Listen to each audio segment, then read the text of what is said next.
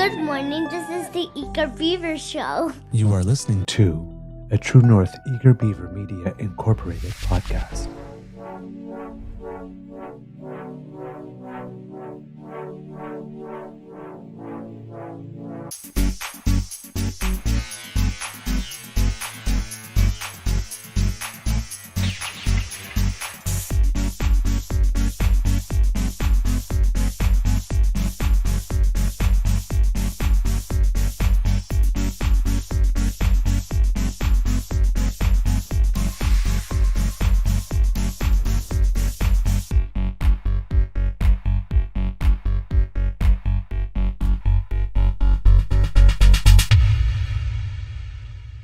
The True North Eager Beaver podcasts are proudly brought to you by our founding sponsors, the Misfit Mysteries from Corvid Moon Publishing, your source for science fiction, fantasy, and cozy mysteries featuring a broad diversity of characters, CanadianTarot.com, your uniquely Canadian online eclectic tarot community, and the Peppermaster, hot pepper sauces made from farm-fresh ingredients to thrill your taste buds and expand your mind.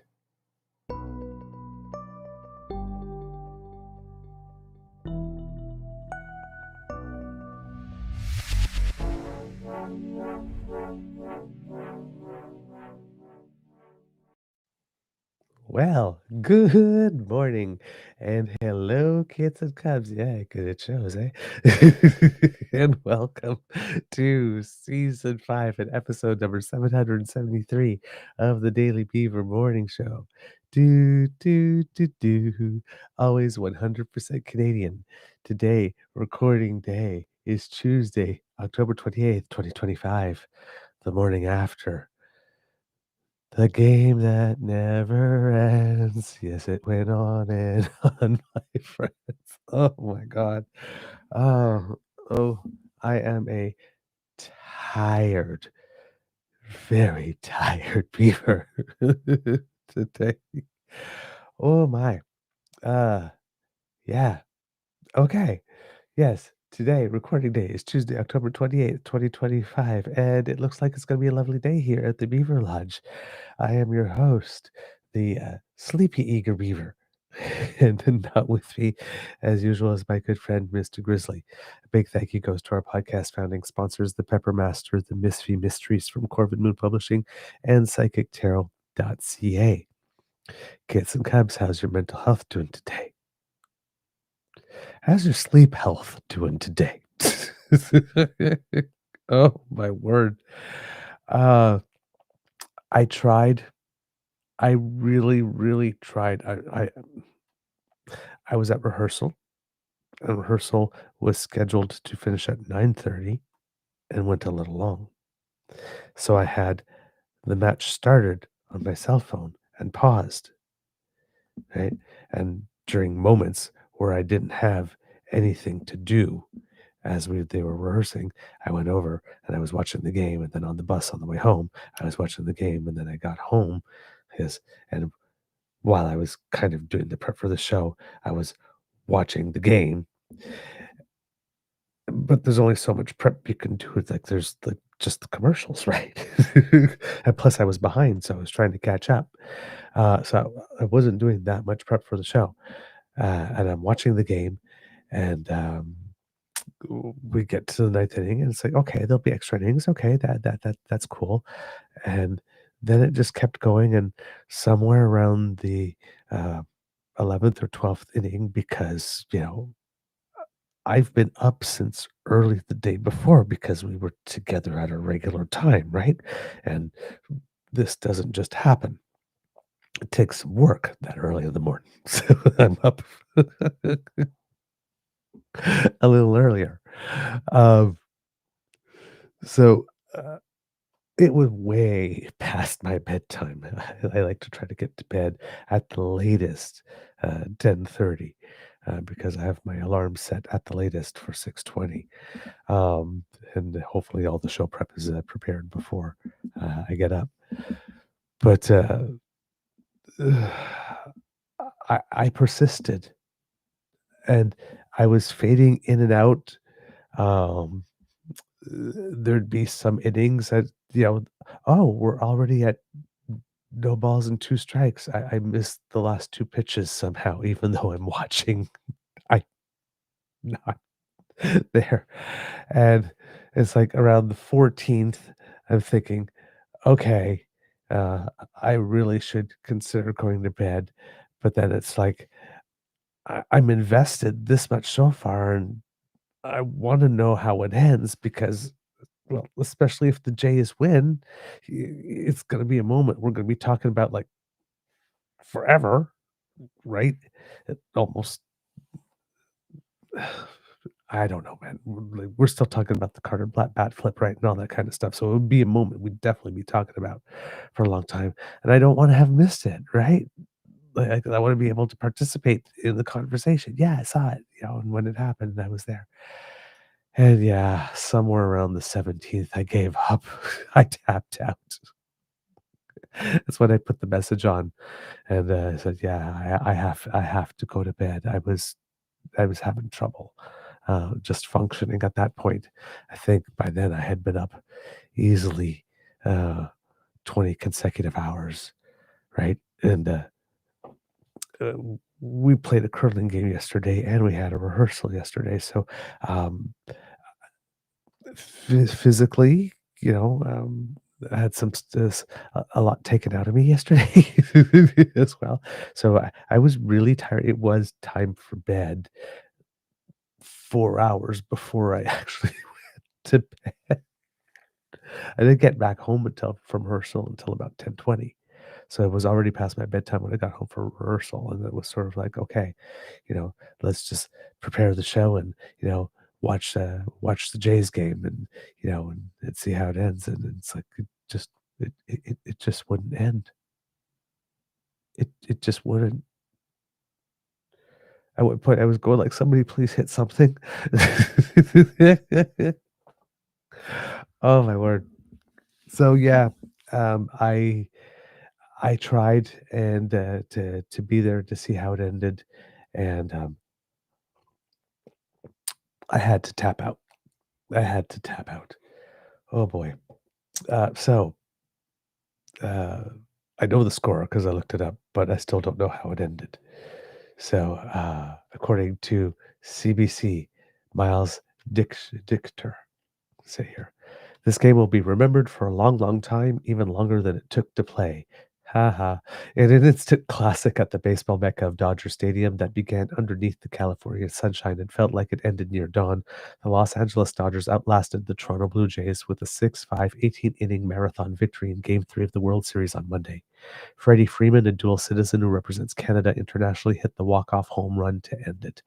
I've had a feeling if it was going to be anybody, it would be Freeman. Especially when they started walking Otani every time he came up to bat. The Dodgers now lead the series 2-1 after a game that took 6 hours, 39 minutes to complete and featured twists and turns at nearly every stop. You're telling me. Quote, everybody probably across the world watching felt like they were on a roller coaster, Blue Jays starter Max Scherzer said after the game. Crazy, crazy, crazy, crazy game. Tied for the longest contest by innings in a World Series history, it was the type of game that makes you wonder how they'll come back and do all this, well, maybe not all this again today. It was the type of game that drains you. Yes, you just sitting on your couch. We can only imagine what the players are feeling. It was the type of game you talk about forever, especially if you're a Dodger. The Blue Jays, on the other hand, will have to eat this loss and move on rather quickly. Game 4 is set to start less than 18 hours after Freeman's homer cleared the center field fence. Blue Jays manager John Schneider said after the game that his players were enjoying it. Quote, they were in the right mindset and the right headspace the entire time. It sucks that it's late right now. We got to come back and do it again tomorrow. But these guys are going to be more than ready, Schneider said. The Dodgers didn't win the World Series today. They won a game. Yeah, that's perspective, yes. By the time Freeman ended things, sending a moonshot through the marine layer that had previously kept some other Dodgers close calls in the park, Brendan Little was pitching for the Blue Jays. Oh, poor guy, man. Had this been July, that might have meant Toronto was in tip-top shape, but this October, and Little has struggled badly for months, culminating in a disastrous Game 5 outing in the ALCS. He hadn't pitched since, and he was the last man out of the Blue Jays bullpen on this night. The lefty with a penchant for skipping curveballs had ended one inning earlier in the 17th when he escaped a two-out jam, but he couldn't walk the tightrope twice, and Freeman sent a middle fastball out to dead center field. Obviously, he's a great hitter, but got to make pitches, Little said. Now that is class. That's class, especially after what happened to him in Game 5 and all the online hate he got for that. In the first half of his game, regulation, if you will, two-way superstar Shohei Ohtani stole the show. Yeah, tell me about it. His first four out-bats, double home run, the latter shot a game-tying blast in the seventh inning, was enough to convince Blue Jays manager Schneider that Ohtani should never swing again. His next five, yes, five plate appearances, four intentional walks, and one unintentional free pass. He had a great game. He's a great player, said Schneider, but after that seventh inning home run, you just got to take the bat out of his hands. The Jays manager said to expect more of the same strategy going forward. Ohtani will take the mound as the starter for Game 4, looking to put Los Angeles within one win of its second straight title. A grind awaits him, though really it awaits everyone who participated in this one-of-a-kind ball game, but that's a story for Daylight Tuesday. We still need to unpack what happened prior to sunrise. And there was a lot. Teoscar Hernandez was thrown out at third base, so was Isaiah Kinner-Falefa. Ohtani was caught trying to steal second in the ninth. Davis Schneider was mowed down trying to score from first in the 10th. Two legendary pitchers with 6 Cy Young awards between them each appeared in this game. Scherzer went 4.2 innings to start the game for the Blue Jays, allowing 3 runs on 5 hits. Clayton Kershaw earned perhaps the biggest out of the game for the Dodgers in the 12th with the bases loaded and 2 down. I know. Oh. Another Cy Young winner, Shane Bieber, was loosening up in the Jays bullpen and might have entered the game had it reached a record 19th inning. Instead, he will start as scheduled in Game 4. And yet, despite all the big names, it was an unlikely hero who stepped up. Reliever Will Klein, tell me about it, who had not been on the postseason roster until this World Series, went 4 shutout innings against the Blue Jays with no one behind him.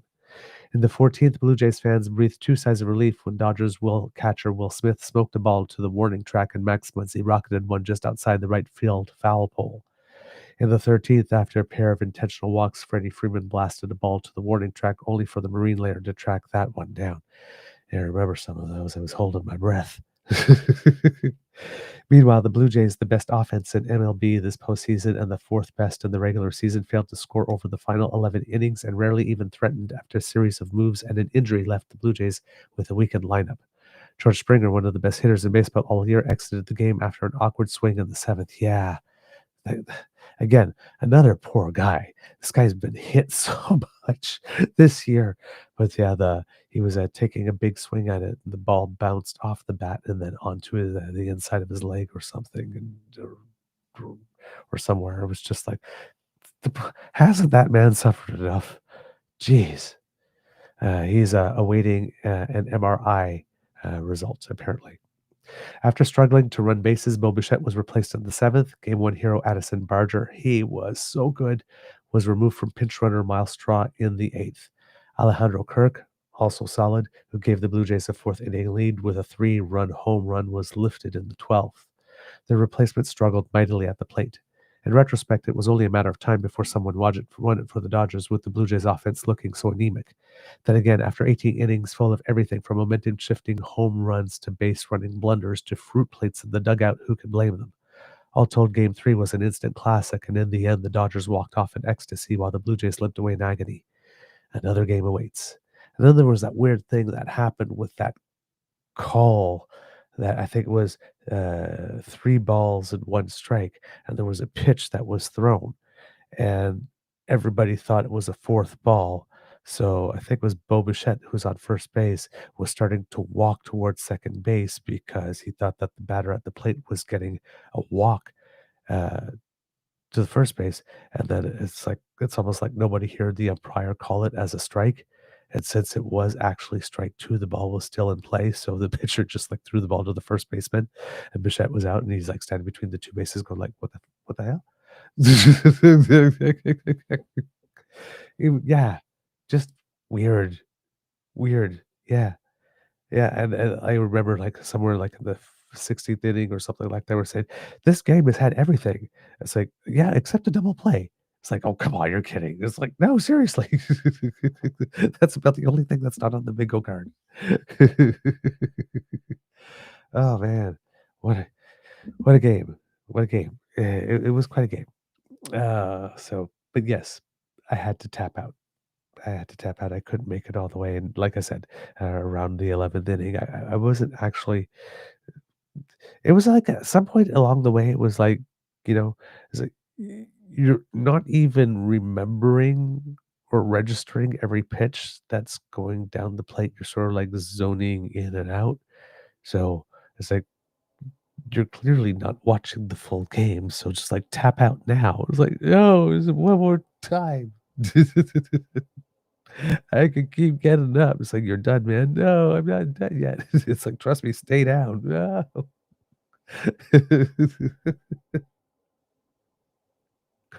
Ah, gee. All right, kids and cubs. Uh, all right. Today we're going to talk about two Canadian politicians from the conservative side of the spectrum who are claiming to be unapologetic for things they have recently done and how uh, they have a different flavor to each of them, if you want to put it that way. We have Doug Ford and we have Pierre Poilievre. Pierre Poilievre, as you know, last week stepped in it big time by making some, well, last week or maybe more than last week now, stepped into it big time by making some comments, gratuitous, uh, not particularly prompted. Right? He was asked a question about corruption, and he's the one that decided to take it there and then go and decide to do a broadside against the RCMP. And let's not forget that this is not the first time in his career that Pierre Poilievre has done that. He's taken broadsides against the director of elections, I think in 2014 or something around there. He's taken broadsides against pretty much anything having to do with the Canadian Human Rights Tribunal, taking broadsides against all those judges they considered activist when Pierre was in government, and they wanted to build a pipeline without doing proper consultation with Indigenous communities. And the courts told them that they needed to do them and actually gave them a roadmap as to what would be what would satisfy the court. And they instead chose to fundraise off those damn activist judges rather than just doing the work. Right? He's wanted to fire the governor of the Bank of Canada. Right? He wants to defund the CBC. So there's a lot this guy wants to do. And let's not forget, though not necessarily directly related. Well, actually, yes, directly related to this topic because we are talking about crime and criminality. He also wants the dubious distinction of becoming the first prime minister in Canadian history to use the notwithstanding clause against citizens to take away rights that we have all agreed up until now are fundamental and allegedly unalienable. Oh, and probably as just a little sauce to the discussion in terms of overall context, we are talking of a man who he himself has a deferred prosecution agreement with Elections Canada because he too got caught cheating, right? And usually you don't sign a deferred prosecution agreement if you're confident you're going to win your case if it goes to court. So, in that context, he made these allegations that he then tried to backtrack on, but as we've showed on previous shows, that when you try to backtrack on stuff that you've said, which is on video, it's kind of hard to do that. And the more he backtracks, the further he gets away from what he said, because, you know, uh, at first it was, I wasn't, even though he talked about the RCMP leadership in the present tense, I was talking about not this commissioner, I was talking about the woman. Yeah, that's not helping. Then in your comment, you talked about the leadership of the RCMP. If you mean the commissioner, you say the commissioner. If you mean the leadership, you mean the entire leadership. So, no, no, no. And then uh, that wasn't working. And then he started talking about the green slush fund, what he calls the green slush fund. And I forgot what it, um, I wanted to look up what what, oh, I'm tripping over my tongue. Sorry, I'm a little tired. uh, the conservatives refer to it as the green slush fund, but I'm trying to remember the proper name of it. And I remembered I said I would look at it. The Sustainable Development Technology Canada Fund, SDTC, um, which was a fund, uh, I believe was designed to support sustainable technology in Canada. There was an audit by the Auditor General that found numerous conflicts of interest with potentially over $330 million in funding being directed to companies with links to the fund's directors. So this is a case, when he's talking about the Green Slush Fund, he's talking about a case where there was a mechanism set up, I guess, to get some money out, and the people who were running that were maybe not as ethical and as proper with the money as they should have been. And he's trying to say that decisions that were made at that level are the government of the day itself cheating, right? And being unethical. And I think we all know that in a hierarchical system, there are people that can go rogue on their own, and it has no it has nothing to do with the government intentionally setting up a program to intentionally do this type of thing, right? So, how would I put it? But now he's saying that it has to do with that type of example, and that's not true either, because when he was saying the interview, the two examples he was talking about specifically were the Aga Khan Island, right? Which Elizabeth May reminded us centered around the whole decision on whether Mary Dawson considered that the Aga Khan was a friend of Justin Trudeau or not. Had she looked at all the set of circumstances that we are all aware of and decided that that did constitute indeed a long-standing friendship or a family friendship, then there would have been nothing unethical about that vacation. That would have just ended right there, because the ethic rules do allow people to accept gifts from established friends, because you don't stop being friends, right? Just because you got a different job. But it has to be, you have to be able to prove that's a friendship, right? You've been to each other's weddings. You've been a pallbearer at somebody's father's funeral, for example. Maybe, right? So she decided not to see it that way, and thus there was cause. The other one, of course, was the SNC thing. Won't go into the whole description. You know how I feel about that one, right? But now he's not talking about those two anymore, because those two have been investigated as much as they require to, and the decisions have been made. Now it's the green slush fund thing. So the conservatives have decided to take this opportunity of him stepping in it to now link it every single time they can with that thing called the green slush fund, which they are still pursuing now. So that's the conservative pivot away from it. That's happening. So he's still on the attack with this, despite the fact that he did something that should be instantly disqualifying, right? Now, I'm going to go back and I'm going to show you some clips, because there's something that happened during that week that got very little attention. It was put at the end. I got wind of it by watching CTV's Power Play. It was at the end of one episode. They just had like a 1-minute segment coming back from the final commercial from the final segment before they end the show. and they were showing a sort of like one person said and another person said, but there was no analysis. There was no discussion of it. It was just put out there. And I haven't seen it picked up upon anywhere. And it's a very, very, very important thing that happened because it, well,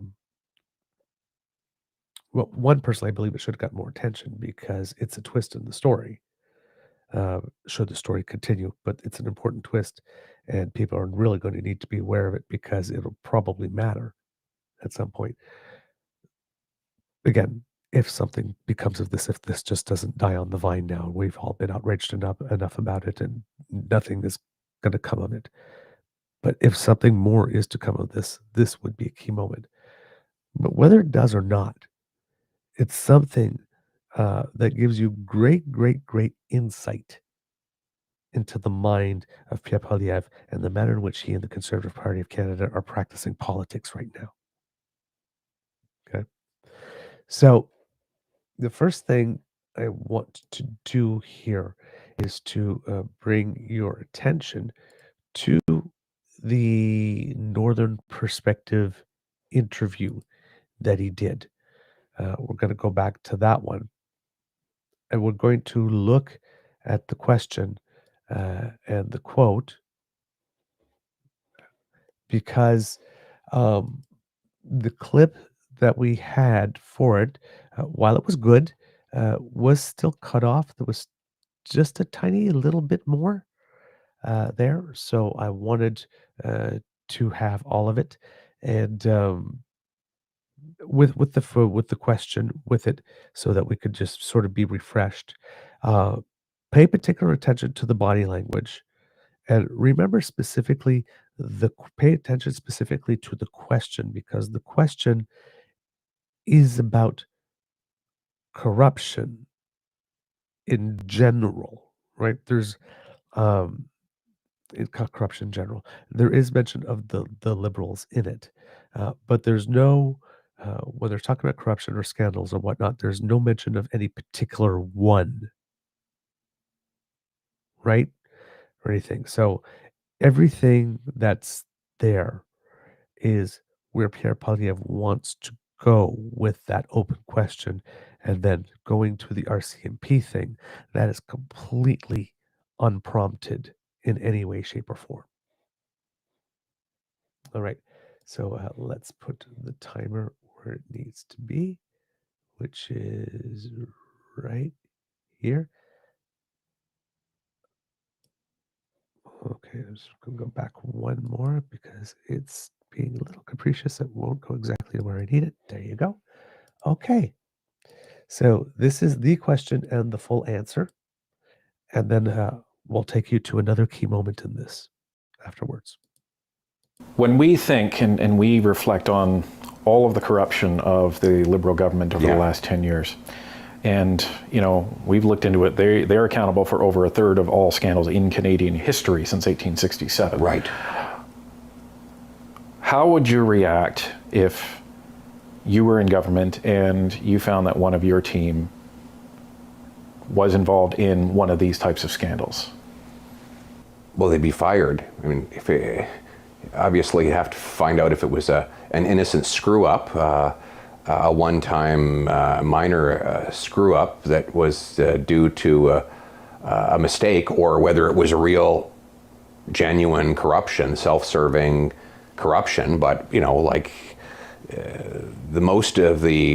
many of the scandals of the Trudeau era should have been involved jail time. I mean, Trudeau broke the criminal code when he took a free vacation from someone with whom he had government business. It's just like, it's right there in the criminal code. If the RCMP had been doing its job and not covering up for him, then he would have been criminally charged. And then again, he probably violated the criminal code in the SNC-Lavalin scandal. These would normally have led to criminal charges, but of course the RCMP covered it all up, and the leadership of the RCMP is just frankly just despicable when it comes to enforcing laws against the Liberal government. But yeah, I would fire them, and in cases like that, I would report them to the police. That's what should have happened, and that's what it's going to happen. We're going to be at a higher standard. Well, hopefully it doesn't happen, that nobody actually puts you in a position. No, it's not going to happen in our case, because we're not going to hire people who are there to rip off the system. So, Okay. So there's a lot more going on in that answer than we first knew or was first reported. Now, I'm going to go back to the actual question and just isolate it. When we think and we reflect on all of the corruption of the Liberal government over the last 10 years, and, you know, we've looked into it, they're accountable for over a third of all scandals in Canadian history since 1867. Right. How would you react if you were in government and you found that one of your team was involved in one of these types of scandals? You have that whole preamble, but how would you react if someone in your government, on your team? There was no reason for him to mention liberals at all there. Now, in that question, also, you will notice how quickly Pierre agrees. We're talking 1/3 of all liberal scandals since Confederation is, when liberals are responsible for 1/3 of scandals since Confederation. But I think it was Elaine or maybe Kit Linda pointed out when on the first day, uh, if the liberals have been responsible for 1/3 of all corruption since Confederation, and only two parties have held the government since Confederation, which party is then responsible for the other 2/3? And obvious follow-up question, which is greater, 1/3 or 2/3?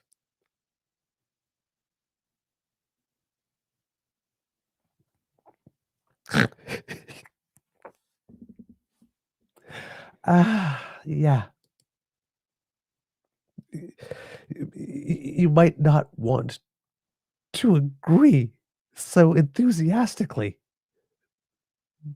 If you're trying to paint liberals as corrupt, you might not want to inadvertently agree so enthusiastically with a question that, if it is true, also must be true that conservatives are responsible for 2/3 of all corruption since Confederation, and considering conservatives have formed government much less often than liberals have since Confederation, you pack a lot in a short period of time, don't you? I'm just saying. You were very quick to agree, sir. You might want to thought that one through.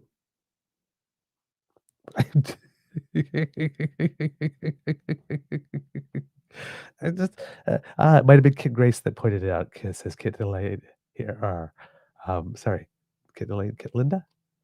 Is that Kid Linda? Yes. Yeah, it might have been Kid Grace. But yeah, very, very good math question. I had missed that one completely in the initial analysis. That's why I was hoping to give credit to whoever it was that brought it to my attention. But indeed, these now into his answer, right? And since then, he's been saying a lot of things like, um, you know, I uh, well, that's the wrong frame. I don't support corruption. I can't tolerate it, and all that kind of stuff. Let's remember again, if we're going to contrast that statement with reality, he is from the party that eventually, after many years of denying they had ever did anything wrong, plead guilty in court to the In and Out scandal. He didn't take a stand against corruption and walk away from his party then. He's from the party of Arthur Porter and Bruce Carson. He didn't take a stand against corruption and walk away then. Mike Duffy and Nigel Wright, he did not take a stand against corruption and walk away Then Dean Del Mastro went to jail. He did not take a stand against corruption and walk away from his party. Then 3 of them MPs had lunch with a representative from a political party from Germany that other right-wing parties in Germany have determined is too right-wing even for their taste.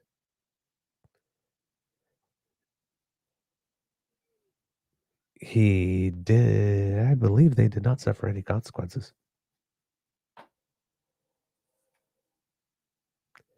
The latter doesn't have anything to do necessarily with corruption, but it's probably not a flavor you would want associated with your party if you did stand against corruption.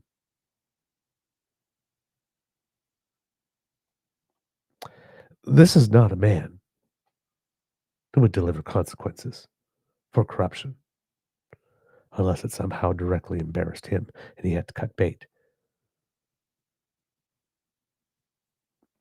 Similarly to how quickly Modi's was dropped from the IDU's website soon after the allegations were read in the House of Commons by then Prime Minister Justin Trudeau. Just saying.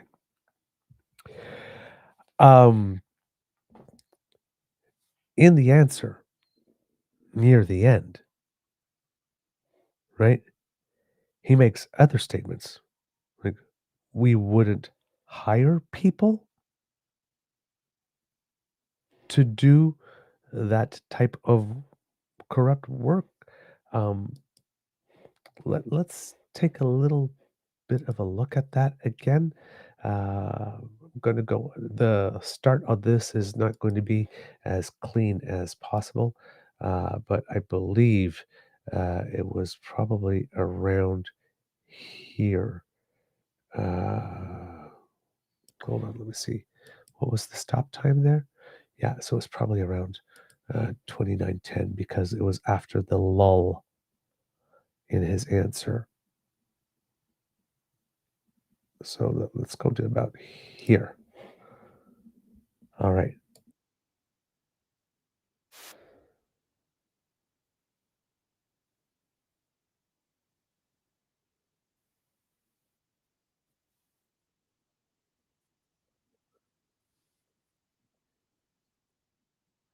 So I would have reported them to the police. It is the role.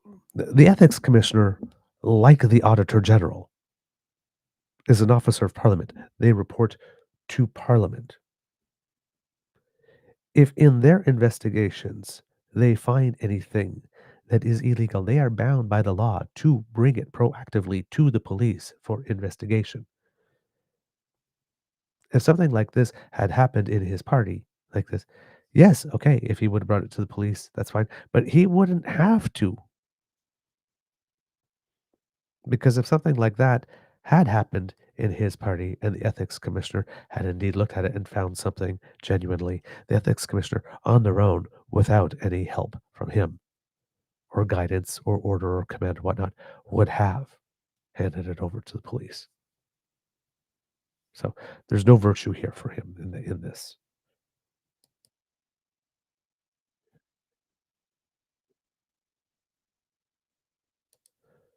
We're not going to hire people who are there to rip off the system. Oops. I didn't have the video playing. Sorry. Okay. Let's try that again because the video did not kick in, which means that you guys did not get the audio either, would be my guess. So let's put that there again. All right. And that way you can hear specifically what it was I was talking about. In cases like that, I would report them to the police. So that was what I was saying when he said, in cases like that, I would report them to the police because, like I said, this would happen automatically anyway, whether or not he did. That's what should have happened, and that's what it's going to happen. We're going to be at a higher standard. Well, hopefully it doesn't. Now, again, that's what should have happened. Again, right? He's going to be asked questions later on about the Trudeau stuff and whatnot. He said there were things that were probably crimes, should have been crimes to the level that should have been charged like this, and and such obvious crimes that they should have gone to jail here. He's saying, I would have reported if I had been prime minister, then it should have been reported, and I would have reported it. I don't think he's figuring it out that if he says that Justin Trudeau did these things and he was the prime minister at the time, he would be Justin Trudeau. So he would have resigned. Okay. But let's say we don't take it that pedantically and say means if somebody like that had done that while I was prime minister, I would have phoned the cops. Okay. I guess we have to take your word for it, but there's nothing in your history that indicates that that would be the case. But then that additional statement, we wouldn't hire people. Again, you worked in a government that had Mike Duffy. He was found not guilty at the end of it, but it did get to court. There was enough evidence to lay charges and get to court. Nigel Wright, the author, the now late Nigel Wright, the author of the bribe that allegedly nobody made, but Mike Duffy was accused and charged of having taken. Arthur Porter, who ended up in a Panamanian jail because he fled Canada.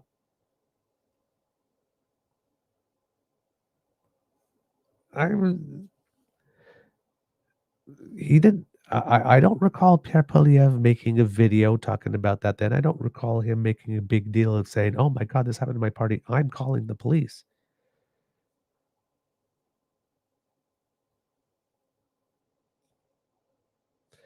He can say that, but that's not exactly true. Now I forgot to put myself back in. Oh boy, I'm having a day today. So yeah, a lot going on in this one here, Kits and Cubs, that didn't get some attention, but there are even more accusations in there than the ones that made the light.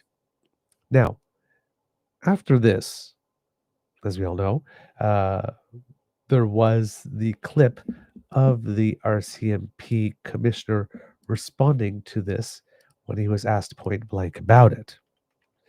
And we'll get what he said at that moment. So let's see if I can put up here. Yes, we go. Okay. And this time, right? This one, unfortunately, is not in full screen. Or can I make it full screen? Yeah, that's about the best I can do. What's your response to Pierre Poilievre's comments? So I think we've talked about SNC-Lavalin quite a lot under the previous government, and I think it was clear that there's no interference. I don't take any orders from any political individual. And as far as his comment with regards to senior management, I would invite Monsieur Poilievre to meet with us and to meet with the people who run this great organization, 32,000 strong. So, all right. I would invite Mr. Poilievre to meet with us. This is a very diplomatic way of saying, if you have accusations to make about us, come make it to them to our face. This is not, I can't believe he said that, and as the principal, I'm going to be calling him into my office to give him a good talking to. This is if he has any questions about how it is we run our operation, he is more than welcome to come in and ask us a few questions. Come see for himself. Okay? Now, we get to the thing that I saw on TV, that little clip And it reveals a lot. Pierre Poilievre, a few days later, had a press conference where he was talking about other things, of course. And then during the press conference, he gets asked a question about this. And it's how much has there been any follow up? Because, right, the RCMP commissioner stated specifically that um, if Pierre wanted to talk to him about it, that he was definitely open to be spoken to. Okay, that's very weird. I'm sorry, kids and cubs. The thing that I am looking for is no longer linked to the thing I am looking for. Let's try. Okay, so we'll try an alternative. There we go. Okay. There's always two ways. There's always more than one way to find the thing that you want. So I found it the other way. Okay, kids and cubs. Please pay attention specifically to the question Pierre is asked and the manner in which he formulates the answer. Right? He does a very interesting quick flip. You have to notice it. There's a quick flip.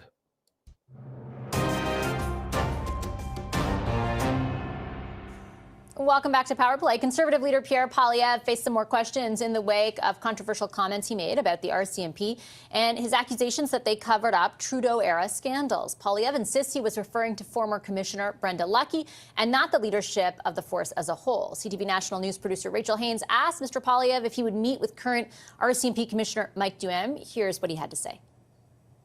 Mr. Poilievre, could I just ask you if you've met yet with RCMP Commissioner Mike Duhem? He's downstairs right now. Have you set up a meeting with him? Yeah, he has not reached out. Okay. Did you notice what he did? Did you notice what he did?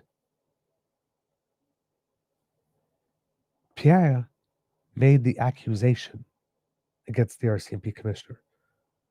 The RCMP commissioner said, if he has any doubts, he's more than welcome to come and see for himself. Pierre, have you called the RCMP commissioner to take him up on that offer? Pierre, the RCMP commissioner hasn't reached out.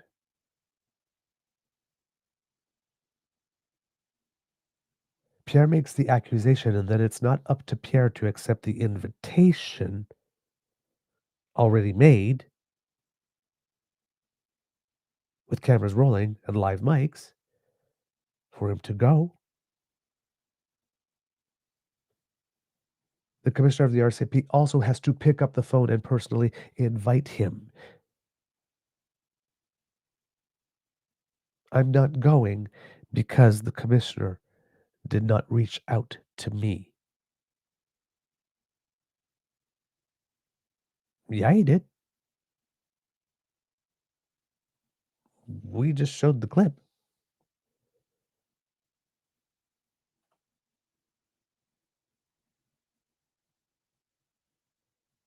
We just showed the clip. That's just how much of a weasel this guy is. He literally flipped it and made it the responsibility of the RCMP commissioner that meeting had not taken place yet. Because the RCMP commissioner didn't call him into his office for a talking to, but rather said, if Pierre has any questions about the way we run our shop, he is more than welcome to come and see us.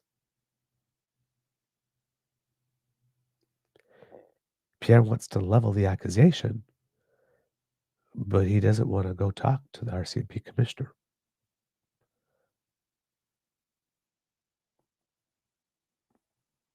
So south of us, we have chicken and waffles. And up here, we have chicken and applesauce.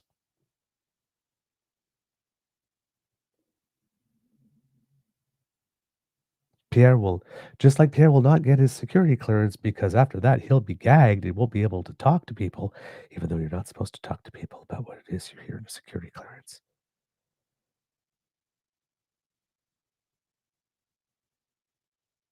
He also will not go talk to the commissioner of the RCMP after making allegations, just like he refused to be interviewed by then Governor, by once Governor General David Johnston when he was doing the initial investigation into foreign interference.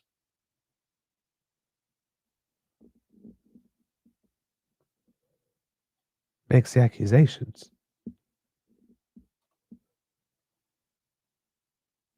but won't show up to be in the same room with the people. He makes accusations, won't make the accusations to their face, won't even accept their invitations. Still trying to make the RCMP look like the bad person in that answer.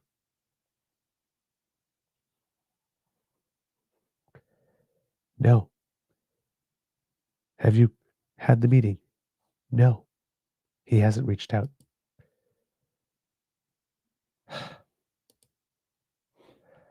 Let's see the end of that clip.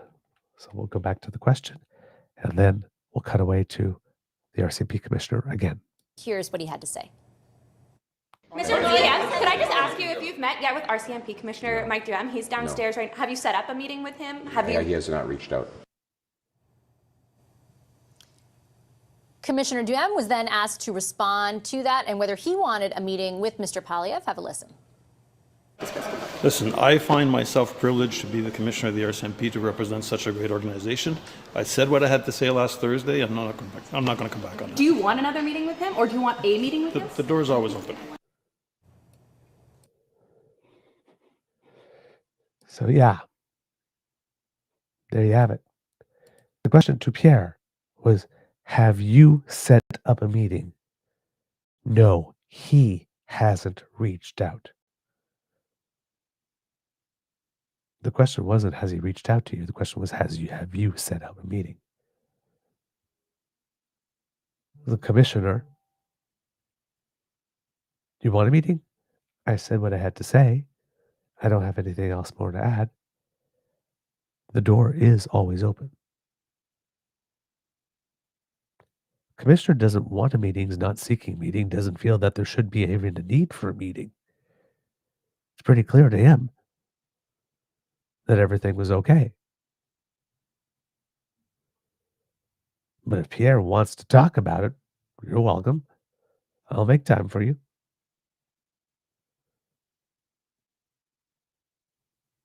So it's like the RCMP commissioner is not trying to prove a point here. He's not trying to stunt. If you have a problem with me, come talk to me about it. And if we're good, then we're good. Right? Get my name out your mouth. It's just... So if we're good, we're good. Show us that we're good by getting my name out of your trash mouth. It's pretty much what's going on here. But yeah, that's just how big a weasel this guy is. Trying to flip the script in that manner. Because there was no follow-up on that. Nobody caught it. Nobody turned around and said, yeah, but you're the one that created this mess. It's up to you to reach out to set the meeting, not him. Nobody pressed him on it. It didn't get picked up. And this is where it may die. Because if Pierre's not going to go in and ask for the meeting, and the RCMP commissioner, well, he doesn't see it as being a particular priority to have to be able to even have to talk to him at all in any way, shape, or form, then this just kind of just goes and just dies right there.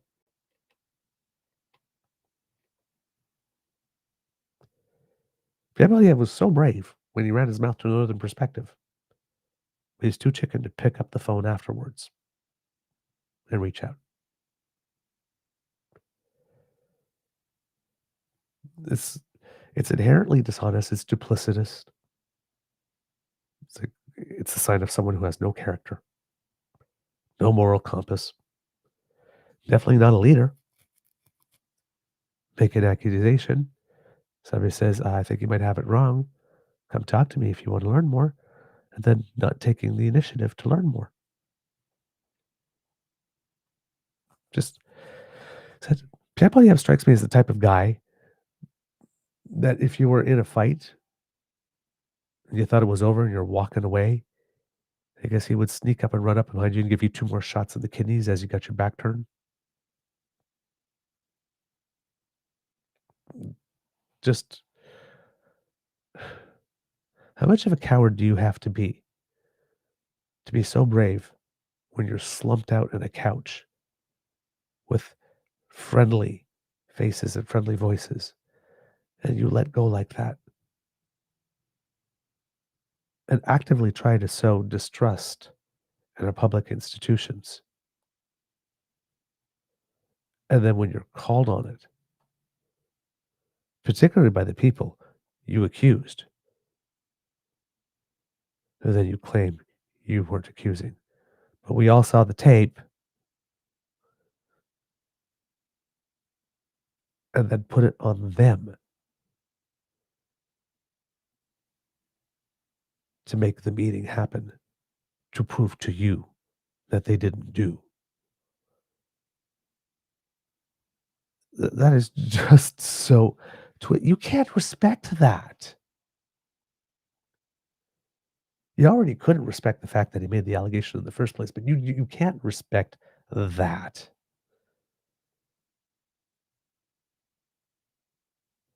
Pierre tried to assert dominance. Somebody turned around and got more dominant even on him, and Pierre just put his tail between his legs and scurried away.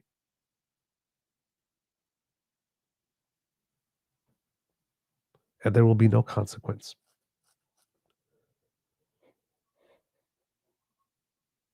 But yeah, I thought that moment deserved much more attention because it goes to character or lack thereof. It goes directly to lack of character. You imagine that person to go on the world stage negotiating for a person who does that?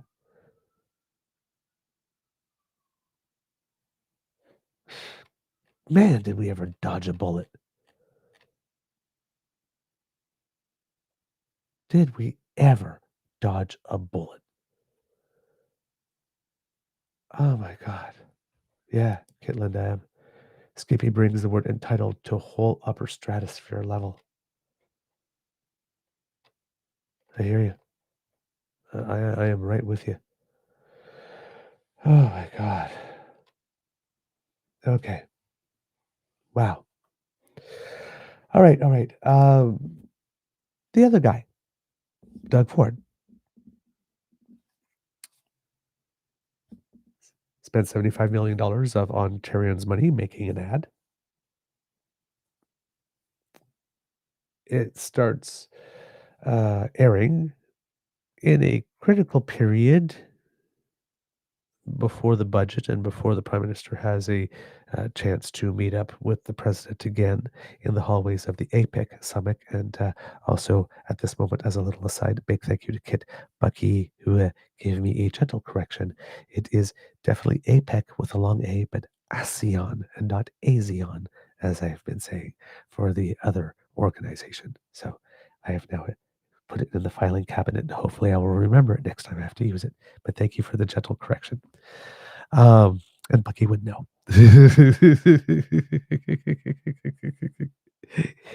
International man of mystery. So, yes.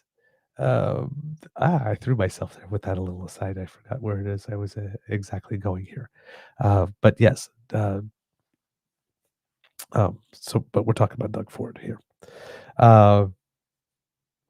So he puts the ad out, right? And like I said, the timing, one might look back in retrospect and wonder if this might have been the best timing, considering it seems that, according to the Prime Minister, we were on the verge of announcing something, and with the budget coming on the 4th, there was some chatter about perhaps a possibility, as possible as things can be, because as you know, everything in Trump world is not stable.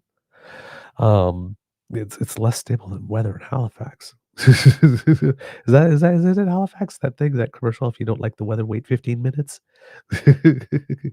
Um, but yeah, people were thinking that a potential moment for there to be the announcement of something could have been at the APEC summit, since Donald was going to be there and Mark was going to be there.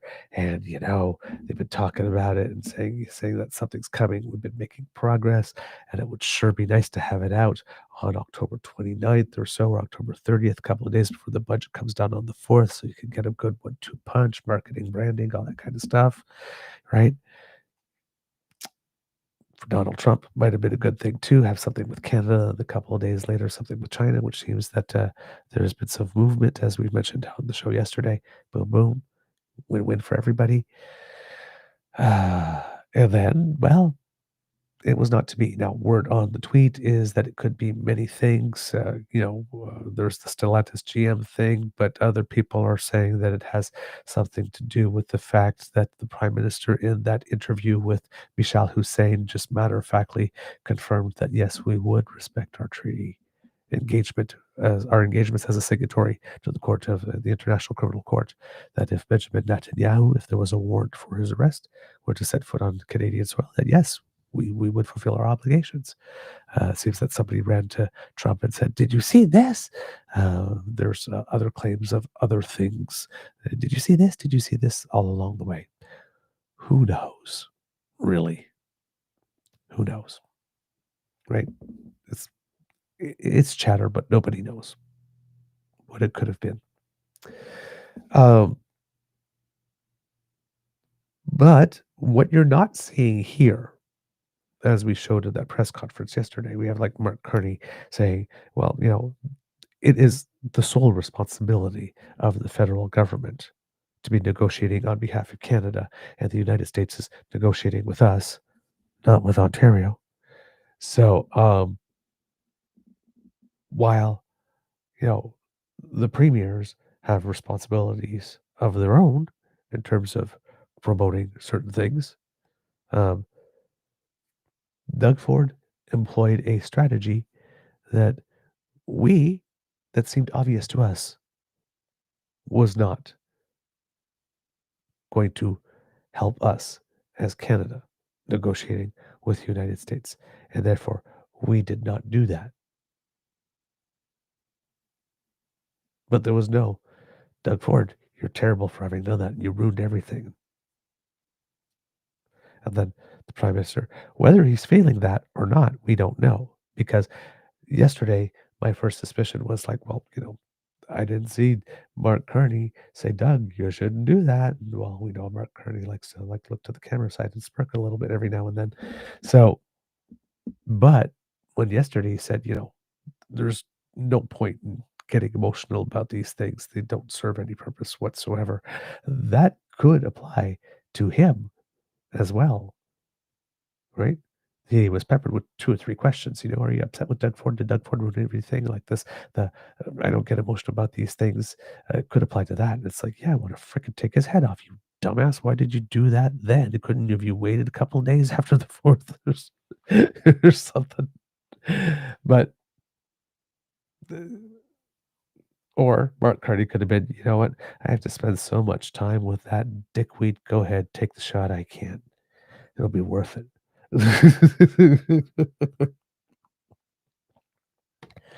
We don't know. We can't know, and we shouldn't know at this point.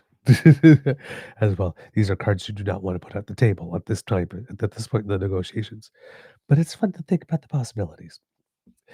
Are Doug Ford and Mark Carney in cahoots, or did Doug Ford go freelancing and then make a mess of things? And Mark Carney is not happy with them at the moment.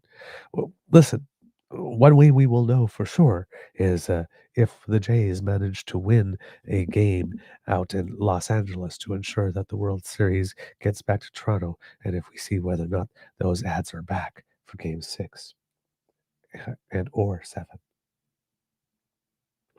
then we might have an idea. So yeah, right. But in this case, with regard to Doug Ford, he is getting some support. So like pretty much everybody's lambasting Pierre except for the usual suspects who are, you would expect to be championing Pierre. But there was more people that you would expect to either say silent or champion Pierre that turned around and actually admonished him for what he did, and hence the backtracking. With Doug Ford, you have no backtracking at all on this one. He has no regrets at all. At all, at all, at all, at all. He is doubling down on this, which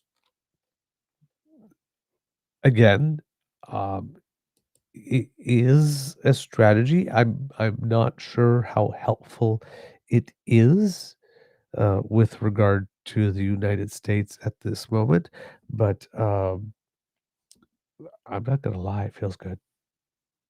I'm not gonna lie, it feels good. Donald Trump has brought a painting of Ronald Reagan into the Oval Office with him, right? It's like hanging up there. There's been some pictures out in the press about it. And yeah, this one might be there. Let me see if I can find it there for you. Nope, not there. Okay. I was thinking I might be able to find it. There we go. Nope. No, that's really weird. Okay. It's not, it says that it exists, but whenever you click on it, it brings you someplace else. That is not the photo. So let me do it this way then. You're going to have to look in the right-hand corner, and hopefully it will be big enough here. But right here. So he's got big portrait of Reagan, right? Reagan is one of Trump's heroes, according to Trump. So Ronald Reagan's words being used against him are particularly hurtful. But the irony of all of this, of course, as we mentioned yesterday, is that as Donald Trump is making the claim that Ford's use of Reagan's words are fraudulent because Reagan loved tariffs, especially for national security, when the clip was about definitely not necessarily national security. It was just that Japan was not living by the terms of agreement. And even though I've been telling you all this time that I'm a definite free trader and tariffs are bad, in this one particular instance, for a short time, hopefully, because they can be effective for a short time, because I have to impose some tariffs. I really, really, really, really, really don't want to do this because I really don't think this is the way to go. But in this one particular case, I need to. And Trump is trying to say that that particular thing, that Ronald Reagan, means that Ronald Reagan would have approved of tariffs for everyone. You get a tariff, and you get a tariff, and you get a tariff. Yeah, even the penguins, you get a tariff too. Yeah, there you go. Walking around that way making fun of me all the time. You get a tariff. I know you're mocking me when you're walking. I know it. You get a tariff. Crumpled thin skin. Jeez. So yeah.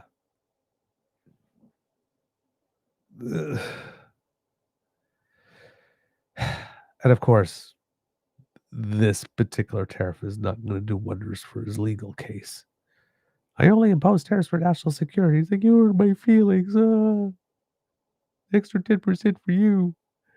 God, what a fucking loser. I'm sorry. Okay. So Doug Ford, nobody seems to be raking him over the coals except for Danielle Smith a little bit, but then again, she's one of the usual suspects, right? Let's take a little look at Doug Ford being asked if he is apologetic in any way. Whoops, sorry. This is Robert Pensy. This is not okay. This was supposed to be the clip. Oh my God, things are not working for me today.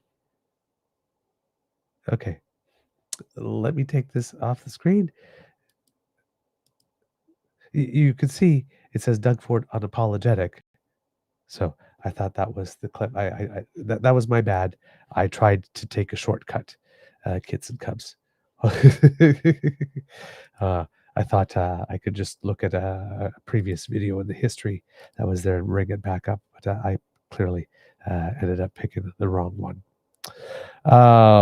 Okay, I do not know where it is, so I will try to find another manner to bring that one with you to you, but I'll skip forward to something else, and then I might be able to find the clip.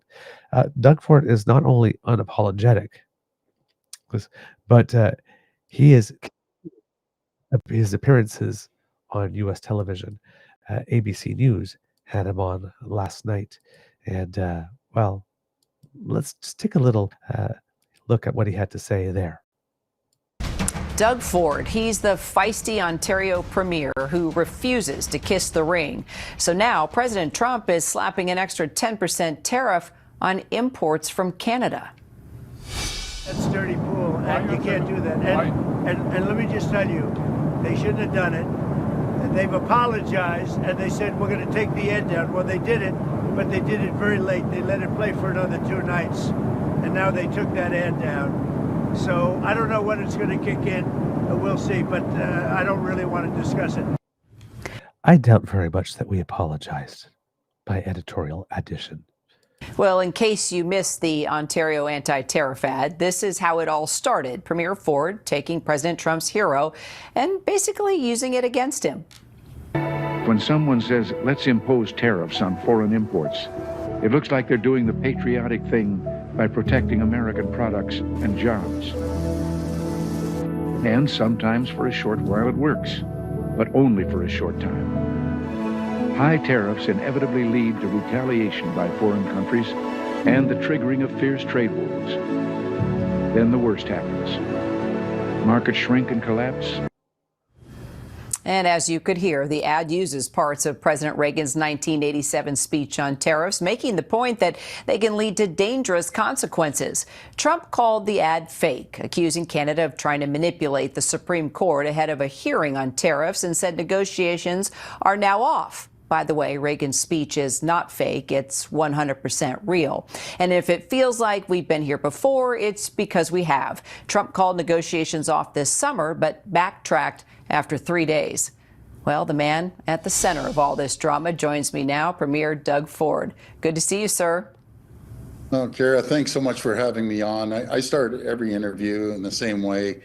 Canadians love Americans. We love the U.S. I love America.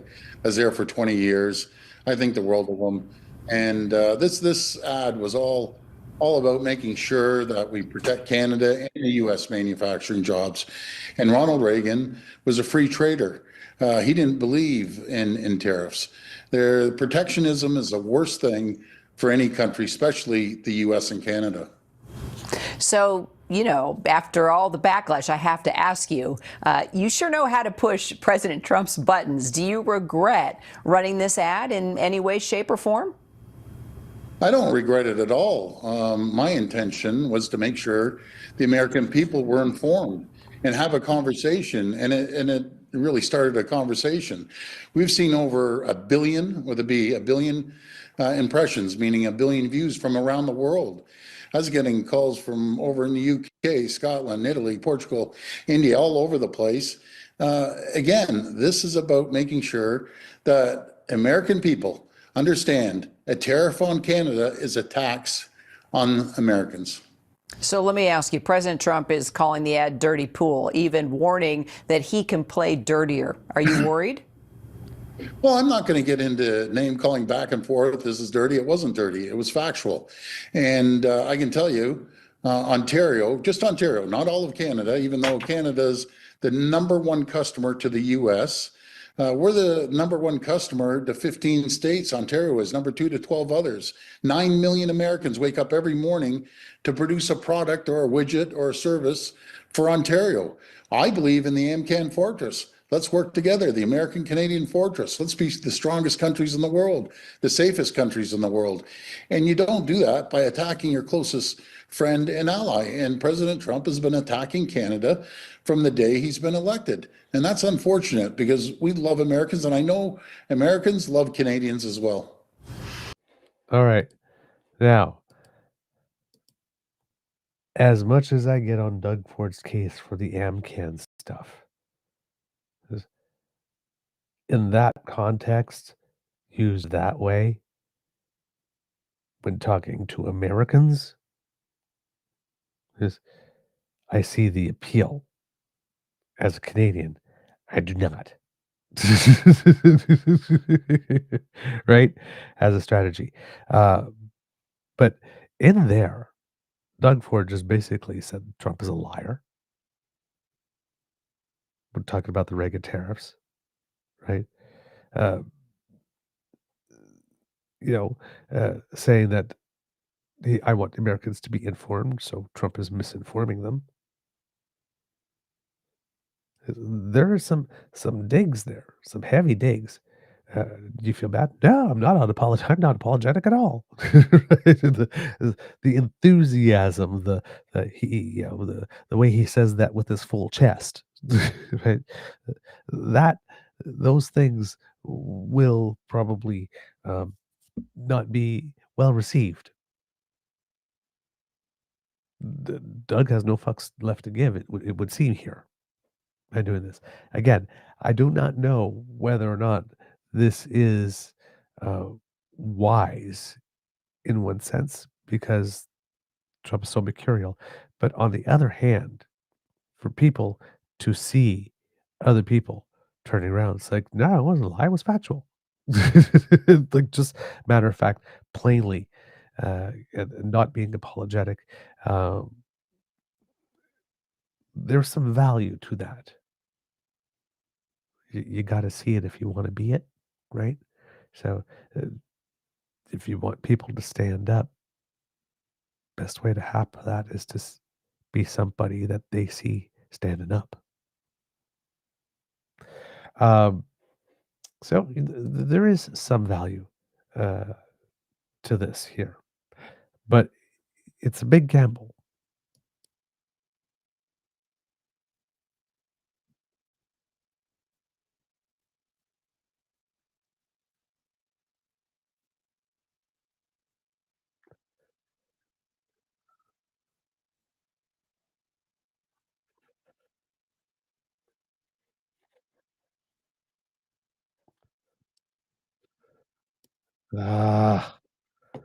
I'm having lots of trouble with Resteam today, kits and cubs. I'm so sorry.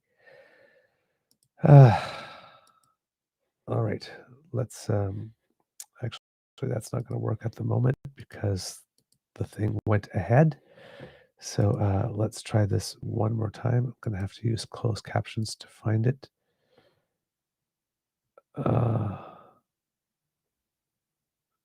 There we go. Hopefully that will work.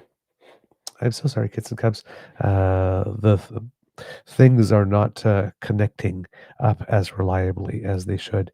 I'm noticing more quickly than I was before, but this is particularly frustrating.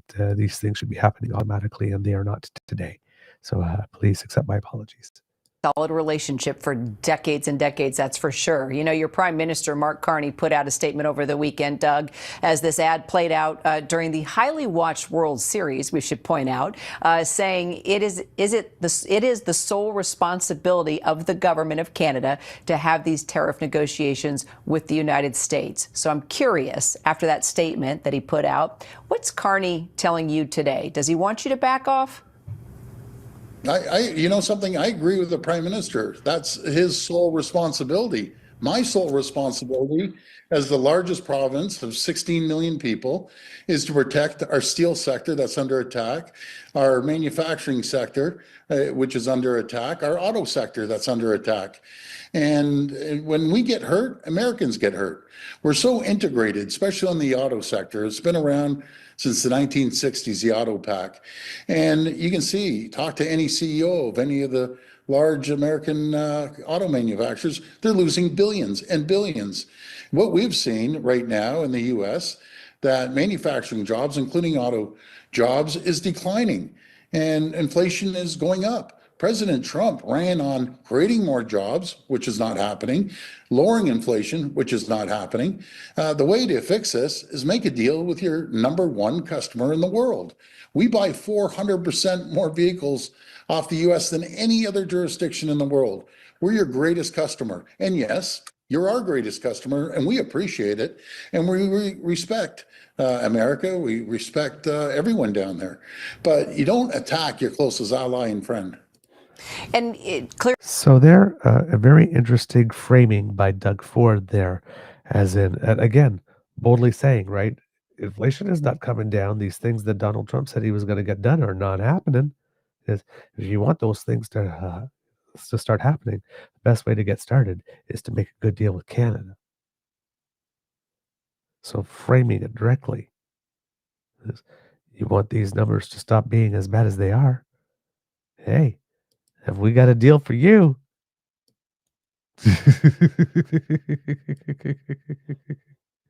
Again, it's a little bit that is some clever framing.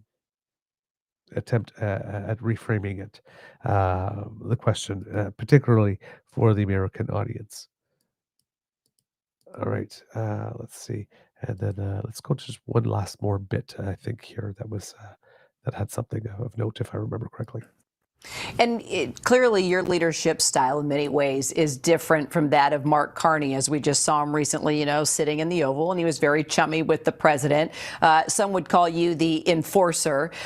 So, you know, is there ever a time where Mark Carney, like, gets what you're doing, but just says, come on, you're kind of getting in my way. I need some help here, Doug. Well, I'm there to support him. And even though we're from two political stripes, I'm his closest ally out there. And we work well together. But again, my job is to protect the auto sector, life science sector, manufacturing. And we have a lot to offer the U.S.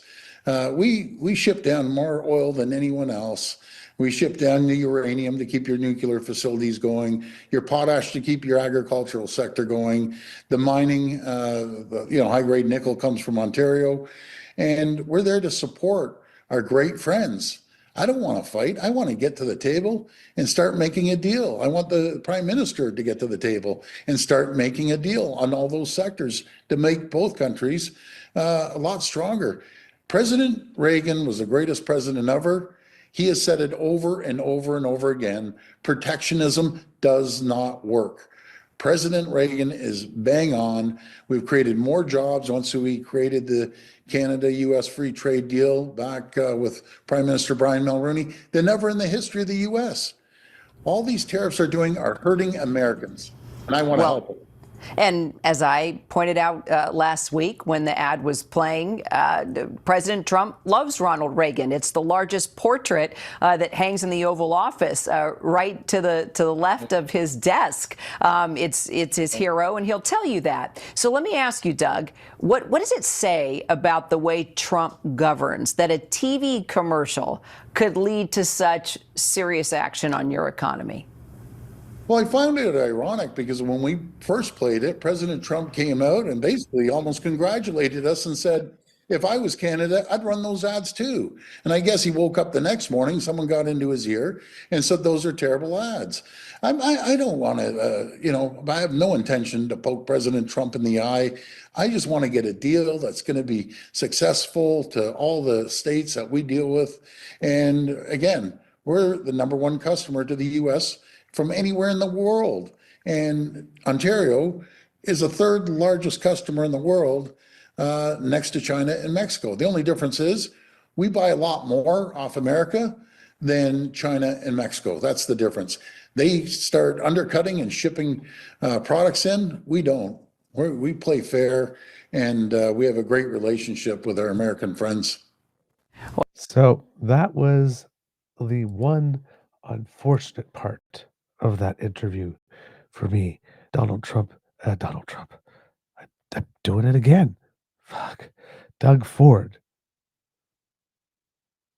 still cannot stop throwing Mexico under the damn bus. He needs to stop that. That's not helpful. Rest of the answer? Okay. But that last little bit, of course, right? I'm not trying to poke the president in the eye after I just said he's lying to you and his economic policies are not working and he might be misinforming you. And I'm not trying to poke him in the eye.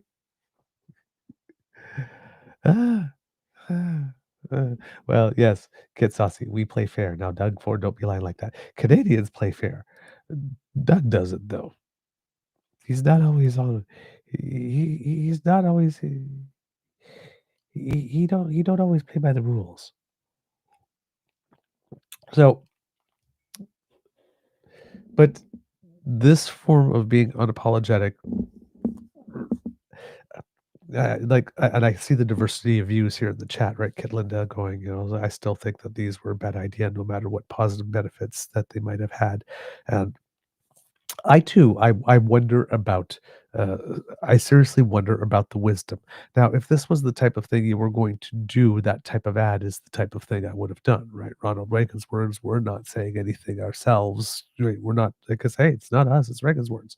But then Trump found another way to be another reason to be upset with them.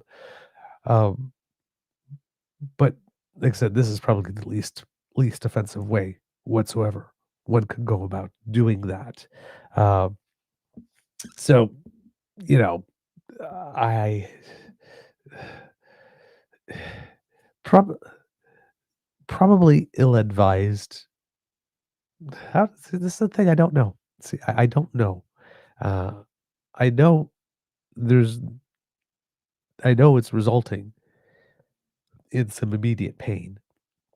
How short-term that will be, we don't know. Or long-term that will be, we don't know. But there is something to the no. There is still this thing called reality, and we are going to operate it within it. Thank you very much. That does please me, but I do realize, because I'm the one that frequently has been making the comment about not making the sudden move, very sharp elbowed move that feels good in the moment, but that's going to make you hurt for a long time.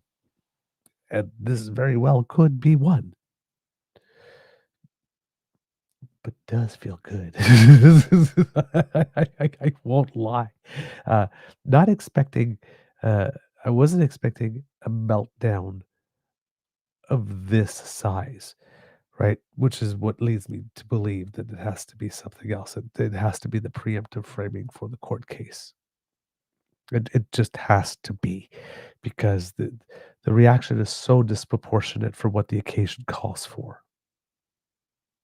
And it's not helped by the fact that a couple of days before he was out there saying, hey, yeah, I probably would have done it on it too. It's a good ad, right? So, yeah, it's there is something else going on here. This is not about what Donald Trump is saying it is. It's about something else.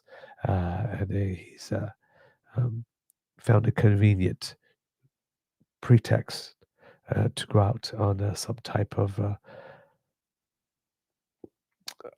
I don't exactly know what it is. I don't know what the word it is for what he's doing here. It's just so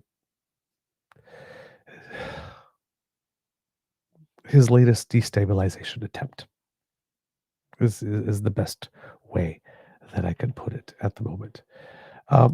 Now, there was an interview yesterday that I found really interesting with regard to this. And this may be one of the benefits that comes from it. It could also be something that results in more negative consequences. But it seems that the impact of the ad has reached certain Americans, and there's a group called SAM, Save America Movement, that picked up on the ad and used it to make an ad of their own. So who is this person? It's a former Republican strategist and podcast host, Steve Schmidt, was invited onto Primetime Politics yesterday on CPAC, and he is with that group to talk about how the ad was received by Americans who are starting to feel the pain of what's going on. And this I thought was very insightful, and it presented a perspective that we often get to hear. So I thought I would bring it to you, kids and cubs. He is the co-founder of the Save American movement, the creators of the ad you just watched. Schmidt is also a former Republican strategist who worked on the campaigns of George W. Bush, Arnold Schwarzenegger, and John McCain. He also hosts his own podcast called The Warning. Steve, nice to see you again. Thank you for joining us today. Good to be with you, Michael. So I'm just going to point out there, Bush, Schwarzenegger, McCain. Not exactly the right of the right. Right? The more, if you could say, progressive conservatives of the Republican movement. So here we have Premier Ford being heavily criticized by many Canadians for running this ad. His ad, not yours. Donald Trump using the Ford ad as a reason to stop trade talks with Canada. But you're defending the Ontario Premier. Why? Well, Premier Ford recognizes something that's elemental to understanding the Canadian-American relationship. The border does not divide these two countries, it joins them. And that's what President Reagan talked about. The American economy is in a state of collapse. It is crashing, in part because of the tariffs. The United States and Canada have a $1 trillion trading relationship. Trump's sycophantic Treasury Secretary said Canada was running a psyop. Canada was trying to inappropriately influence American public opinion. Nonsense. It's a fit of petulance and pettiness by Donald Trump. You cannot appease him. At the end of the day, Donald Trump is for tariffs. Ronald Reagan was against them. They're terribly destructive. And Doug Ford's ad is not the reason that Donald Trump is attacking Canada. It is Donald Trump's maliciousness. That's the reason. Okay, his maliciousness is what you point to, but you know, you're a political strategist. If you or a client wanted to stop these tariffs from happening or from continuing, what would you say about the efficacy of this ad? Because it seems to have only alienated the U.S. president.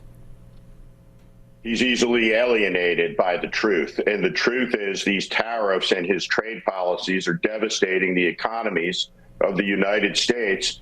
Go talk to somebody who lives in Florida and has a small business where there's no Canadian tourists, or somebody in Palm Springs, California. This is real life. Again, the province of Ontario has every right to communicate to its partners.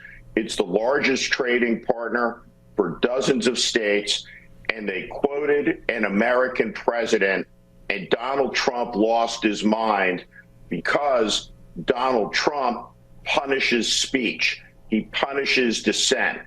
And the message the premier sent was an important one to be heard in America, and that's why we're amplifying it. Yeah, let's talk about that. You are amplifying it. You're launching this new ad campaign, which builds on the argument to keep alliances and the relationship with Canada going. Why do you think that's important for Americans to know? The most important alliance the United States has in the world is with the country to our north of 40 million people. This is the longest undefended border in world history. These two nations are joined by a common devotion to freedom. Our families live across this border. Our economies, our history are forever entwined. This relationship transcends Donald Trump. And we're going to take the Doug Ford ad and we're going to replay that ad exactly, except for we're going to put graphics over it that show the devastation to ordinary Americans of the Trump economy. So we'll show the foreclosure rates on autos and homes and all the markers of the real economy against the Doug Ford ad. Donald Trump's offended by the truth and being confronted by reality. And anybody who blames the person who told the truth is somebody, whether they know it or not, or aware of it or not, or a fellow traveler with the person who is assailing the truth and are appeasing somebody who is petty, who is malicious, and doesn't need an excuse for his aggression. It's a nonsensical argument. You know, I think there will be many Canadians who are suffering right now who will be happy to know that you're going bat for them, Steve, or bat to them, Steve. But, you know, there was a new poll that came out last week here in Canada, and I want to share this survey with you. This is from the Angus Reid Institute, and they reported that more Canadians now see the United States as a greater threat or enemy than the People's Republic of China. What's your reaction to that? I think that's true. I think the United States has become a profound threat to Canada in the administration of Donald Trump. You have an American president that degrades the United States' most important ally, insults its prime minister, insults the premiers of its provinces, talks about territorial expansion. The United States and Canada are two of the three principal countries that saved the world on the 6th of June, 1944. Donald Trump has tried to snuff out Canadian independence. His ambassador, Pete Hoekstra, is a disgrace. And every Canadian should appreciate that Donald Trump is as much a threat to Canada as he is to the liberty of Americans. And that's why there are 500,000 Americans who've joined the Save America movement in the last 8 weeks. So there's a lot in that little bit there from this guy. That polling, I saw that the other week. Yeah, more people in Canada are trusting China now than we do the United States. That's a thought.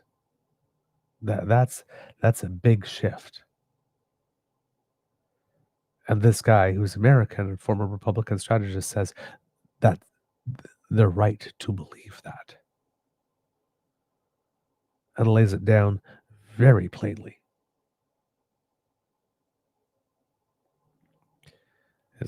This group is taking the Doug Ford ad and they're going to be putting pictures of what's going on in America instead of pictures of what's going on in Ontario on top of it. And they're going to distribute it. And as a result of all Trump's complaining, the number of people that have gone to the Reagan Foundation to look at the full speech that Reagan put out so that more people can hear for themselves what it is that Reagan actually said and how Trump is wrong. Trump just brought more attention to it with this fit. This is not having the consequence he intends. So, yeah.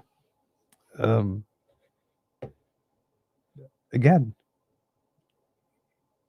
very, very interesting things are happening. But yes, it would, again, if you're asking if the ad has impact in the sense, well, if there's a group here, this Save America group, that is picked up on the ad and is not going to make sure that as many Americans as possible see it, then, and they're organizing and they're mobilizing. That's important. That's an impact that increases the pressure coming from inside, which is where we need the squeeze to happen in order to get the deal that we want. We're doing, and here's the ironic thing about what Trump is doing, is that given that we realized somewhere along the way, relatively early on, after the July 21st or August 26th alleged deadline, that Trump didn't really want a deal. This wasn't a question of going in and just getting a quick deal signed so that we could have some stability for the next 3 or 4 years. That this was going to be, as the Prime Minister says, like a rupture and a whole new rethinking about the way that we do stuff. And strategies had to change as a result. Our strategy has gone from trying to get something done as quickly as possible to buying the time that we need for, again, as I keep on saying, Donald Trump repeatedly punching himself in the dick, for him to finally start fully feeling that, for there to be consequences on the U.S. economy such that pressure starts coming from the inside. This ad has this one group at least making sure that more people see it, and that, and they're getting membership as a result, which then creates a group that can mobilize and take action and stand up and resist and all that stuff. So we are, we need a lot more than that. We need a lot more. I saw a tweet the other day stating that if you thought that No Kings was really big, wait till you see how big the next one will be if 40 million Americans are losing their SNAP benefits. And I'm sure that's really going to help farmers as well, right? There are people in the Trump economy who are realizing that Trump has indeed left them behind. And there are going to be consequences for that, kids and cubs in the future. So yeah, two political leaders having different positions on things, both of them being unapologetic, but with different results and them both playing differently in the public eye. So that's what I wanted to bring to you, because it was interesting to see these two parallel stories happening at the same time. Before we go, there's one more article I would like to read to you, because it's from one of our, hopefully I will be able to do it for you, because I had it up yesterday, but every now and then this particular site has paywalls that come up after a certain period of time. And I'm just going to make sure I have it. But yes, I do. Columnist Michael Harris, not Michael Harris, the former Premier of Ontario, but another person, Michael Harris, who has columns that I frequently enjoy because he has a writing style that particularly appeals to me. This one appeared in the Hill Times on October 27th, so that was yesterday, and it's about what Pierre and what he's still doing. And I thought it was important to read this one into the record and share this one with you before we go, so I'm going to do that. Polyev still isn't selling hope, just nastiness. That's the title. Under normal circumstances, political leaders are first and foremost marketers of hope. That's why leadership conventions and even leadership reviews loom so large on the political landscape. They are history in the making. In the case of opposition parties, they are not only selecting a new leader for themselves, but also a potential future prime minister, at least in theory. So there is normally something of a buzz around these leadership decisions. On that score, the NDP leadership race is capturing some of that attention. When the voting is over, there will finally be a full-time replacement for interim leader Don Davies and former leader Jagmeet Singh. That will be news. But the excitement that usually surrounds the crowning of a new leader has been somewhat reduced by the hard times upon which the NDP has fallen. Canadians know that there is no realistic chance that the new leader will be in the running for leader of the opposition, let alone prime minister, anytime soon. The question for the time being is the party's basic relevance. With only 7 federal seats, the NDP has a grim and far more pragmatic issue to deal with than being seen as a government in waiting. To be credible even in its opposition credentials, the NDP must regain official party status. The question is how best to do that. The 5 leadership candidates offering competing views. Neil Johnston, for example, thinks that the NDP needs to double down on what created the party in the first place, a principled and relentless commitment to social issues. In her own words, she said that the NDP should be brave, progressive, and impossible to ignore. On the other side of how to launch the party after the disastrous result of the last federal election is Heather McPherson's more expansive plan. The NDP Edmonton MP eschews shrinking the party's base by an appeal to some sort of purity test. Instead, she wants to expand the NDP by embracing more people around the table. While the NDP leadership race is garnering at least moderate interest, the same can't be said for the federal Conservative Party's upcoming review of Pierre Poilievre's leadership. That is largely because Poilievre is not seen as a salesman of hope, just an unpopular politician with a losing record trying to hang on to power with all 10 toes. It is hard for the public to become enthused about the likelihood that the CPC will endorse Poilievre when it gathers in Calgary in January 2026. Poilievre's record is hardly the stuff on which enthusiastic support is built, a lost federal election and the loss of his own seat in Ontario. But Poilievre's record as a loser who is viscerally disliked by more than half of Canadians and distrusted by female voters is not the end of the story. Even though a plethora of critics have weighed in on Poilievre's penchant for garden variety nastiness in his public comments, he continues to make them. Unbelievably, the Conservative leader recently declared on a podcast that the RCMP conspired to prevent criminal charges against then Prime Minister Justin Trudeau for his free trip to the Aga Khan's Island in 2016. Sounding a lot like the United States President Donald Trump, who also wants his political adversaries locked up, Poilievre claimed that Trudeau deserved jail time for his alleged crimes in office, including the SNC-Lavalin scandal. According to Poilievre, the leadership of the RCMP is, quote, just despicable. The extreme and undocumented comments don't stop there. Poilievre has also claimed that rioters who took over downtown Ottawa in 2022 were, quote, peaceful, and there was his ex-posting in which he made the claim that the Nazis were socialists. Others have opined that there is somehow a constituency for Poilievre's policies. How does yours truly see it? Nastiness is not policy, nor will Canadians buy it. In her new book, Catherine McKenna wrote that the best political advice she ever received came from former Prime Minister Jacques Chrétien.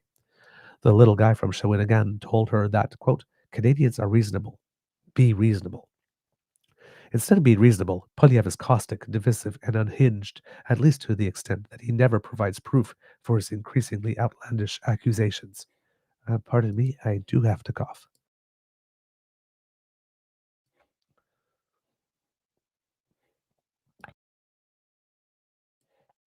Sorry about that.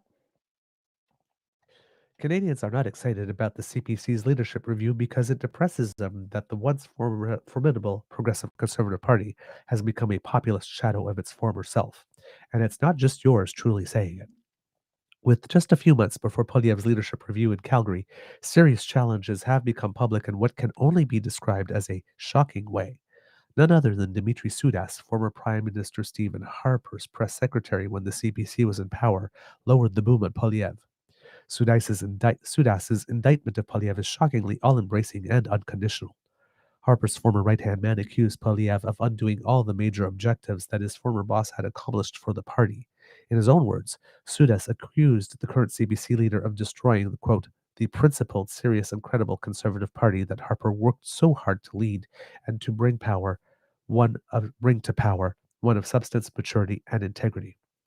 While the Harper camp has distanced itself from Tudas's comments, Canadians should think about that. It is credible that a man whose entire career in the party as Harper's faithful servant would take a stand against Poilievre if his boss truly opposed it.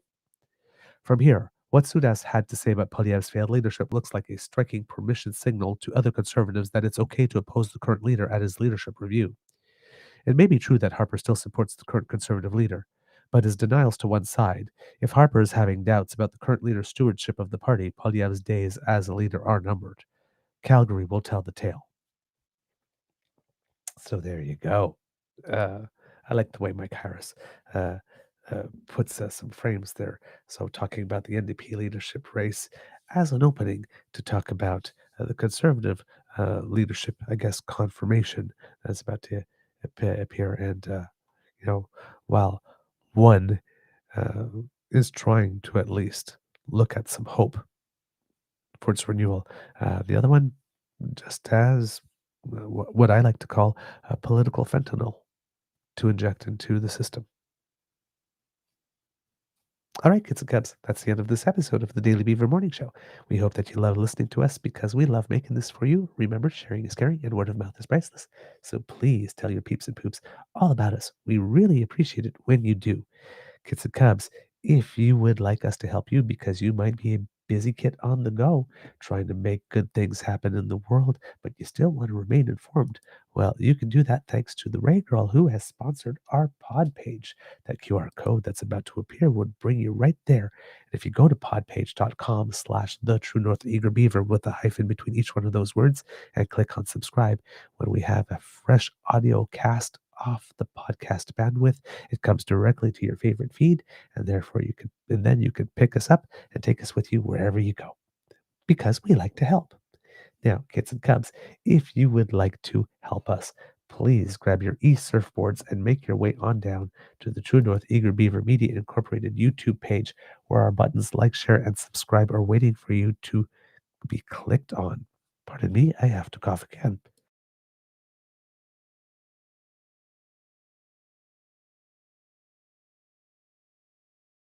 Oh boy.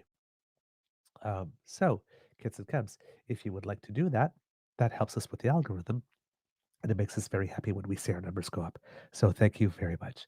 Another way you can help us, kids and cubs, is to help us with the costs that we incur to bring this show to you by making a contribution to the Eager Beaver Lodge Emergency Hydration Fund via our coffee page. That's coffee, ko-fi.com/eagerbeaver, all in one word. And whatever it is that you can donate is appreciated. There is no donation that is too small. So if you don't think that you can do a lot, don't worry. You can. Every drop and tittle adds to the pot, as they say. So thank you very much for all of your most wonderful support. And at this time, would like to be able to give a little shout out to the Breens, Kit Breens, for their wonderful kindness towards us with a little comment. Oh, was there a comment for us in there? No, not that I can see. All right. Uh, but thank you so much, both of you, for your support, and also for some very kind comments that you have made recently. I think in our Casual Friday episode, that means a lot to me. And then there was Kit Wendy as well. Thank you so much, who sent us a message. Even fighting a cold, Mr. Beaver, you push through and bring us the latest. Cheers, mate. Good on you. Best. With some clapping, I'm guessing some applause, and a heart for love. Thank you, Kit Wendy. I really appreciate that. And I'm sure Mr. Grizzly does too, because when it comes to thanking you for your expressions of enthusiastic encouragement, I speak, of course, for both of us. So thank you to everybody who is helping our show grow. And of course, as you know, we have the super chat function and memberships if you want to help there. And if you are buying Canadian, truenortheagerbeaver@gmail.com is our email address, and you can send a direct bank transfer to avoid the USC bros taking a cut, which means we get 100% of your donation, which means it goes further.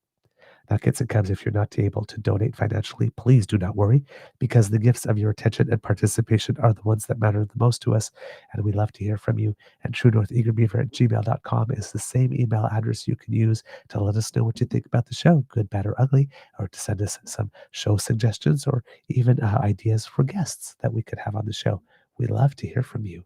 So please do write to us. It makes us happy when we receive email from our kids and cubs. All right.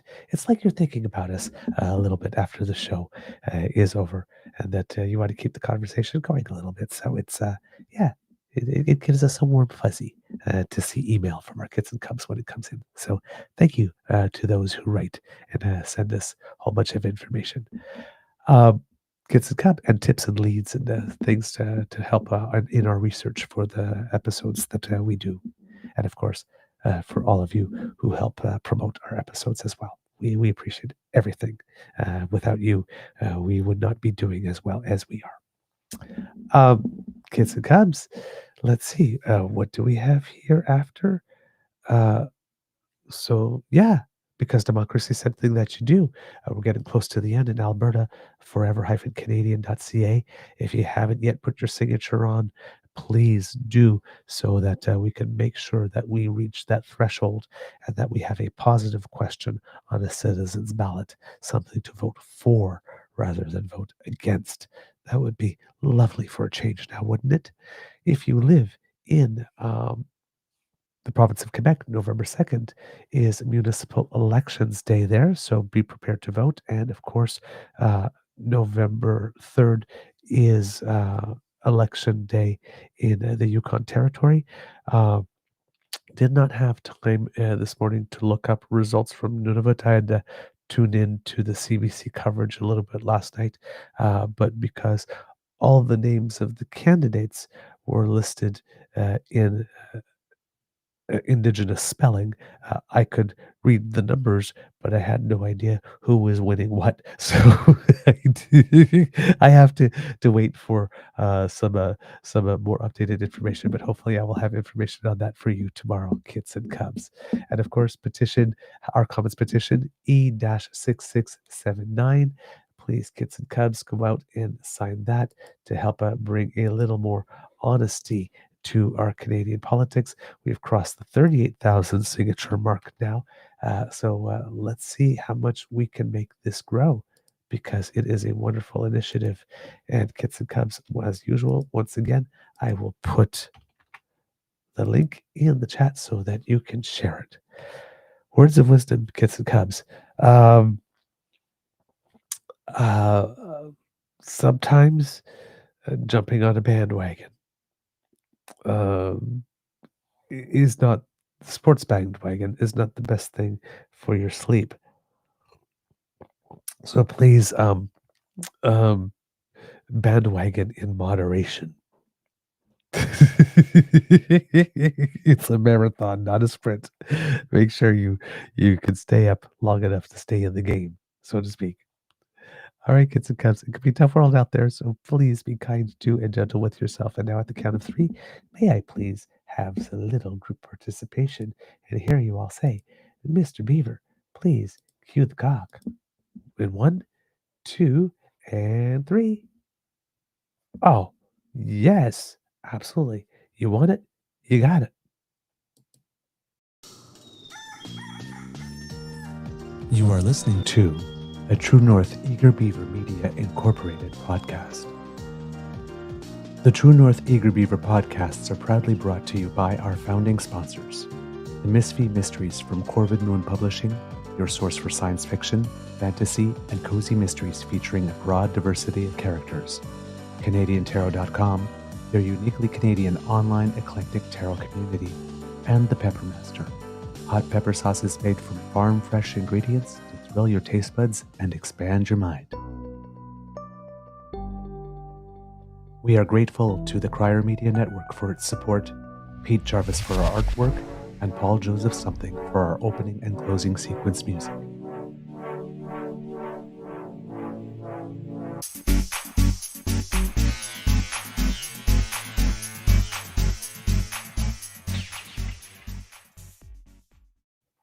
All right, kids and cubs, a little bit of news of Canadians who make us proud.